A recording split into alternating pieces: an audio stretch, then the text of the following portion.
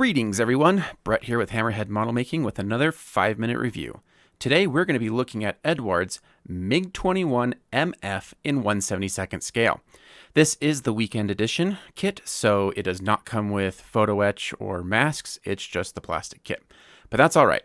So opening the box, we have 3 sprues in gray plastic. The first one kind of being all your little bits and the cockpit bits and engine bits and wheel wells and things like that.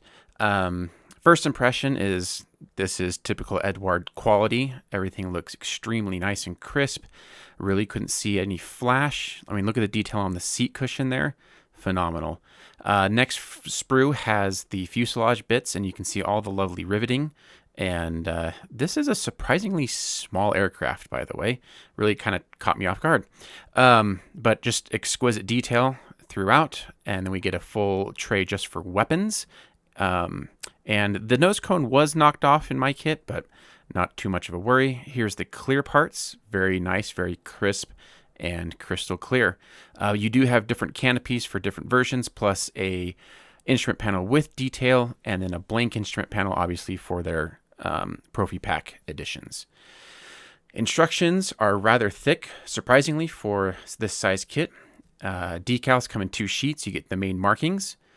Something to note, these are their new decals, so they have that like extra heavy layer on top, which means you get really, really large carrier film areas.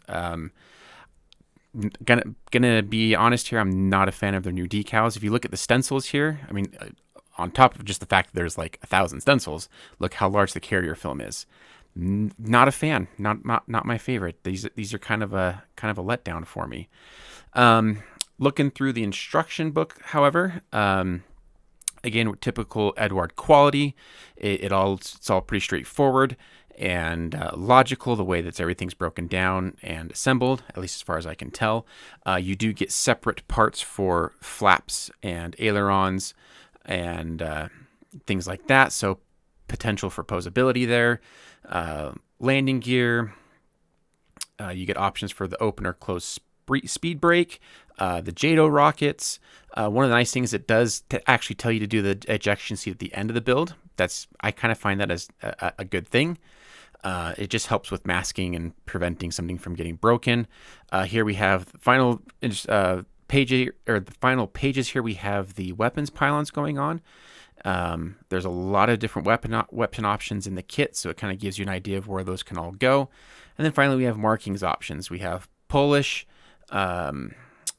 Czechoslovakia, we have Egyptian, and East German markings, I believe. And then we get 4 pages of stencil placement. I mean, there are so many stencils on this thing. It is mind-blowing how many little stencils there are.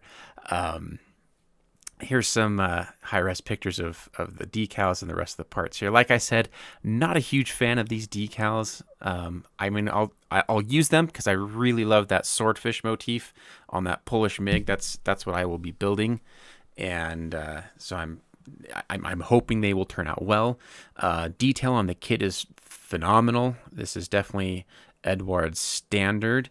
I've never built one of their 72nd scale kits. I've only built their 48 scale kits, so this will be a good experience for me. But from what I can tell, this looks exquisite, especially for how small this aircraft is. Not just the scale, but just the actual size of the aircraft is very diminutive, and the detail just looks phenomenal.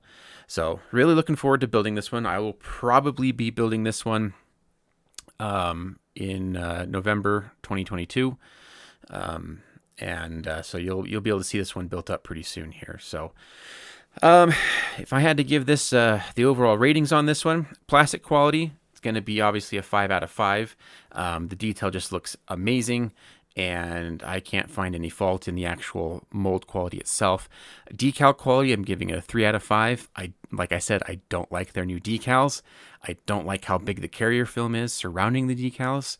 And we'll see how it looks with all those hundreds of little stencils. Overall presentation, I'll give it a 4 out of 5 simply because of the decals.